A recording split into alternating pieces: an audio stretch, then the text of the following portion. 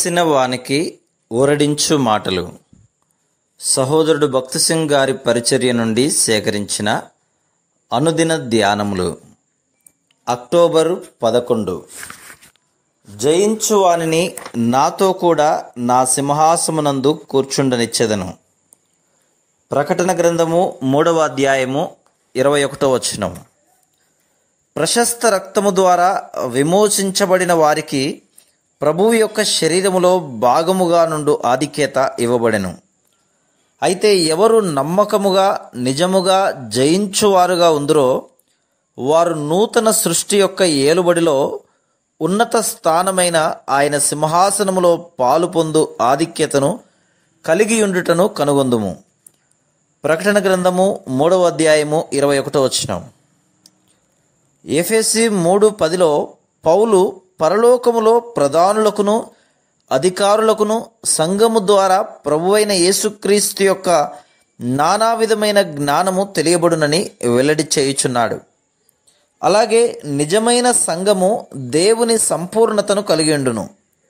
ఏ ఒక్కరునూ దేవుని సంపూర్ణత అనగానేమో అర్థం చేసుకొనలేరు.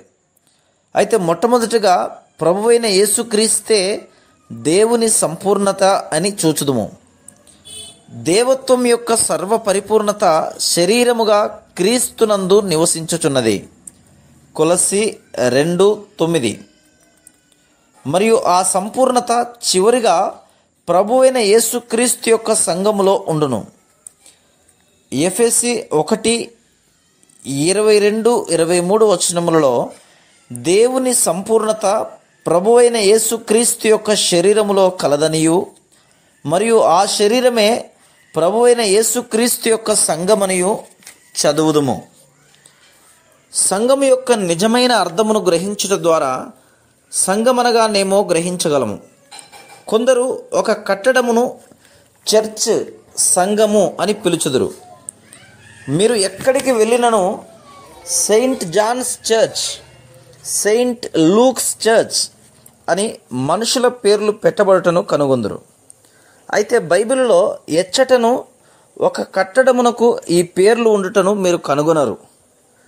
ప్రజలు తమ గ్రహింపును బట్టి గ్రుడ్డివారైరి. వారు నేను చర్చికి వెళ్ళుచున్నాను అని అందురు. అనగా వారు ఒక కట్టడమునకు వెళ్ళుచున్నారు. అయితే లేఖనములలో ఎచ్చటను ఏ ఒక్క కట్టడము కూడా ఒక చర్చి అని రాయబడినట్లు ఒక్క వచనమును కూడా చూడము. అందుచేతనే ఈ విశ్వాసులు పరలోక సంఘము చర్చ్ యొక్క సభ్యులుగా తమ హక్కును ఆధిక్యతను అనుభవించినట్లుగా కనబడదు. అయితే వారు ఆత్మీయ పసితనములో గొడ్డుబారిన స్థితిలో జీవించుదురు. రాజులముగా ఉండబోవు మనము భిక్షగాండ్ర వలె బ్రతుకుదుము. మనం కష్టములో ఉన్నప్పుడు ఎంతో చిన్న విషయమునకు కూడా ఏడవను ఆరంభించుదుము. మనము చిన్న శోధనలో కూడా చింతించుదుము, పడిపోవుదుము. మరియు తప్పు బోధ ద్వారా శత్రువు మనల్ని మోసగించును. అందుచేతనే అపోస్తలుడైన పౌలు ఎఫెసీలకు రాసిన పత్రికలో విశ్వాసులకు వారి నిజమైన పరలోక పిలుపును చూపుటకు ప్రయత్నించుచుండెను. దేవుని పిల్లలముగా, దేవుని జతపని వారముగా మరియు దేవుని సాక్షులముగా మన హక్కును మనము అభ్యాసము చేసుకునే ఎడల మనము అనేక శోధనల నుండి తప్పించబడగలము. నీవు రాజుగా ఉండబోచున్న ఎడల రాజుగానే ప్రవర్తించుము. అయితే మనలో అనేకులు భిక్షకులుగా ప్రవర్తించుదురు. దేవుని పిల్లలమైన మనము దేవుని కుమారులముగా ప్రవర్తించవలెను. ఆయన కృపా సింహాసనమును సమీపించుటకు ధైర్యమును ఆధిక్యతను ఆయన మనకు ఇచ్చెను. కావున నీ ప్రార్థనలలో అధిక స్వాతంత్ర్యమును అధికారమును కలిగి ఉండుటను కనుగొందువు. Praise the lord.